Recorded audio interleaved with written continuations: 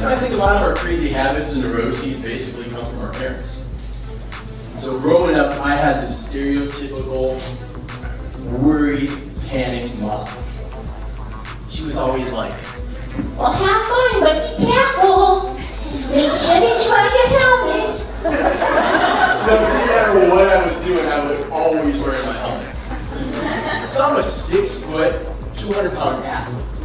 But because of her, I'm afraid of snakes, spiders, sharks, knives, big dogs, and little ones. Fast cars, heights, and walking alone in the dark. So the other day, with my wife, we dropped the baby off over at my parents' house, and I was like, okay, bye, Mom, thanks for watching Ava. I'm going to go over and do my yoga class. She's like, yoga? Well, have fun, but be careful. Make sure that you wear your helmet. yoga class. You know, the other day I saw news that this guy was doing yoga, he did a handstand and he fell. He could have died. I can't believe I'm the only guy who wears a helmet in yoga class.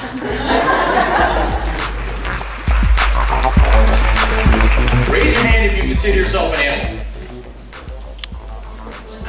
Come on, you guys all study the animal kingdom. You guys don't consider yourself an animal? Absolutely not. We're better than animals?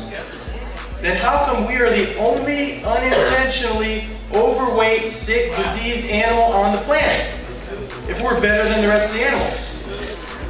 Because I'm pretty sure that we're all animals here, and that most animals are healthy, happy, vibrant. They're not counting calories, they're not sick, they're not weighing themselves every day, they don't have self-esteem issues. I would have to say that we are an animal, but we're not at the top of the food chain even though we think we are. Growing up, a lot of you heard something like, make sure you finish your food because there's starving children in Africa, right? How many of you heard that before, right?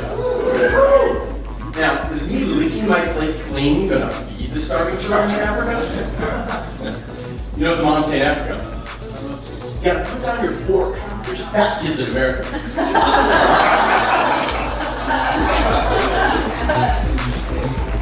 That the food choices that you guys make and the habits that you're learning in your high school years and your teen years are going to affect the way you look as an adult. You understand that?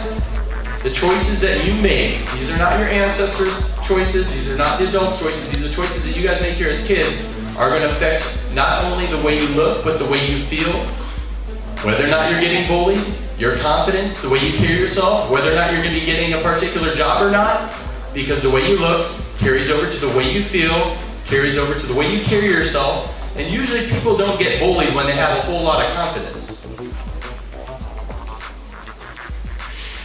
And where does confidence come from? Within. And how can you have a lot of confidence if you're running around with no energy? So the recent stats show that the average teenager spends 53 hours a week online. It's pretty crazy, right? It's like 7.5 hours a day. So everybody's freaking out, nobody knows what to do about it, but don't worry. You know me, I've come up with a solution. It goes a little something like this. It's called a Facebook workout. So it goes a little something like this. And I'm just going to show you guys, and then you can go try this at home as well. So it goes, search for hobbies. Search for hobbies. Search for hobbies. Search for hobbies. Block the creepers. Block the creepers. Block the creepers. Upload photos. Upload photos. Upload photos.